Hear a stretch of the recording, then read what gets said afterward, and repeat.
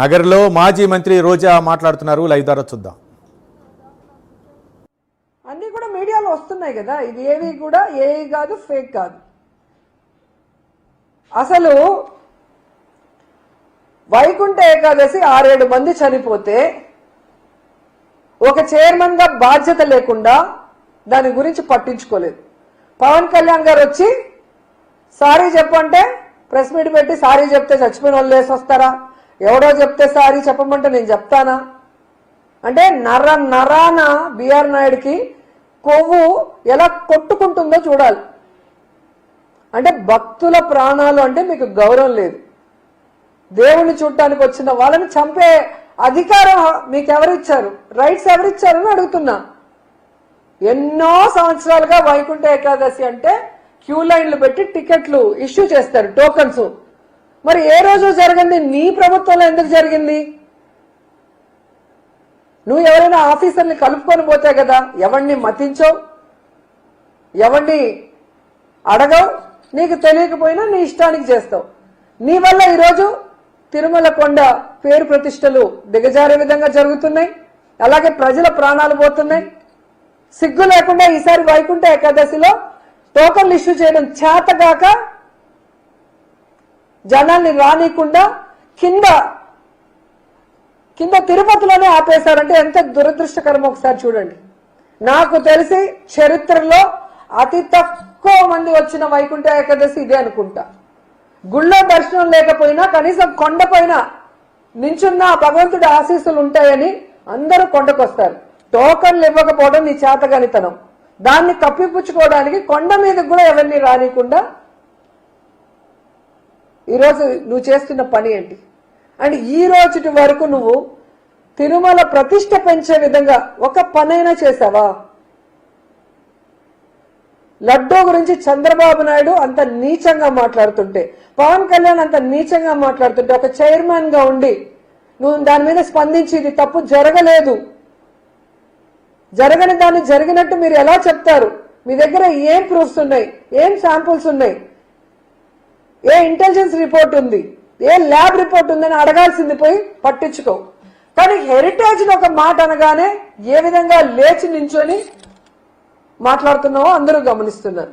So దొంగ ఒకరికొకరు support చేసుకుంటున్నారు. చంద్రబాబు నాయుడు చేసే ఎదవ పనులన్నింటినీ నువ్వు భజన చేసి గొప్పగా చూపించి ఈయనంతా తోపులేడు తురుములేడని చూపిస్తావు టీవీ5లో. ఆయనకి నచ్చే విధంగా ఆయన చెవులకు ఇంపుగా జగన్మోహన్ రెడ్డిని, వైఎస్ఆర్సీపీ వాళ్ళని ఇష్టం వచ్చినట్లు మాట్లాడి వాళ్ళ మీద నిందలు వేస్తావు. దానికోసం నీకు క్విక్ ప్రోకో కింద ఒక తిరుమల తిరుపతి దేవస్థానం చైర్మన్ పదవి తీసుకున్న నీకు బుద్ధి లేకపోయినా ఇచ్చే చంద్రబాబు నాయుడు కన్నా బుద్ధి ఉండాలి. అంత గొప్ప పదవిని ఇలాంటి నీచుడికి, ఇలాంటి వికృత మనస్తత్వం ఉన్న బిఆర్ నాయుడికి ఇచ్చినందుకు ఆయన సిగ్గుపడాలి. ఇప్పటికైనా అతన్ని ఆ పదవి నుంచి దించి తిరుమల ప్రతిష్టని కాపాడండి. ఎందుకంటే ఈరోజు బిఆర్ నాయుడు అంటున్నాడు, ఎవడు పడితే వాడు రిజైన్ చేయంటే నేను ఎందుకు చేయాలా? ఎవడెబ్బ సొమ్ము? నాకు చంద్రబాబు నాయుడు చెప్తేనే చేస్తాను అంటే చంద్రబాబు నాయుడికి చెప్పే దమ్ము ధైర్యం లేదని ఇండైరెక్ట్ గా బిఆర్ నాయుడు చెప్తున్నాడు కదా. అంటే చంద్రబాబు నాయుడు జుట్టు బిఆర్ నాయుడు చేతిలో ఉంది. కాబట్టి బిఆర్ నాయుడు ఎన్ని ఎదవ మాటలు మాట్లాడినా, ఎన్ని ఎదవ పనులు చేసినా, ఇలాంటి వీడియోలు ఎన్ని వచ్చినా రిజైన్ చేయమని అడగడు అనేది బిఆర్ నాయుడు గారి కాన్ఫిడెన్స్ అనుకుంటా. ఇంతవరకు చంద్రబాబు నాయుడు గాని పవన్ కళ్యాణ్ గాని ఈ బిఆర్ నాయుడు విషయం మీద మాట్లాడకపోవడం చూస్తేనే మీకు అర్థమైపోతుంది. ఎందుకంటే తిరుమల మీద తన రాజకీయ లబ్ధి కోసం, డైవర్షన్ పాలిటిక్స్ కోసం జగనన్న మీద దుమ్మెత్తి పోసే విధంగా లడ్డూ ఇష్యూని ఎంత నీచంగా మాట్లాడారో మనం అందరం కూడా చూసాం.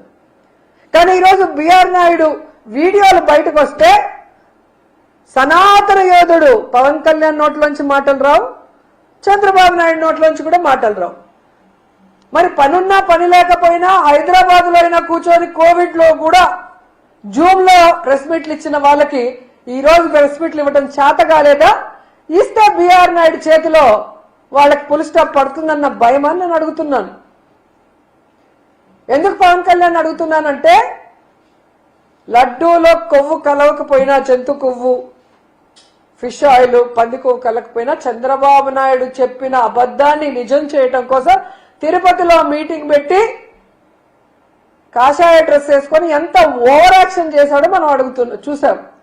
ఈరోజు నేను సూటిగా పవన్ కళ్యాణ్ గారిని అడుగుతున్నాను, మీరు సనాతన యోధులైతే, మీరు హిందూ ధర్మాన్ని పరిరక్షించే వాళ్ళైతే, మరి బిఆర్ నాయుడు లాంటి విలువలు లేని వ్యక్తిని ఇంకా ఎందుకు పెట్టారు, అతనితో ఎందుకు రాజీనామా చేయించలేదు అని అడుగుతున్నా.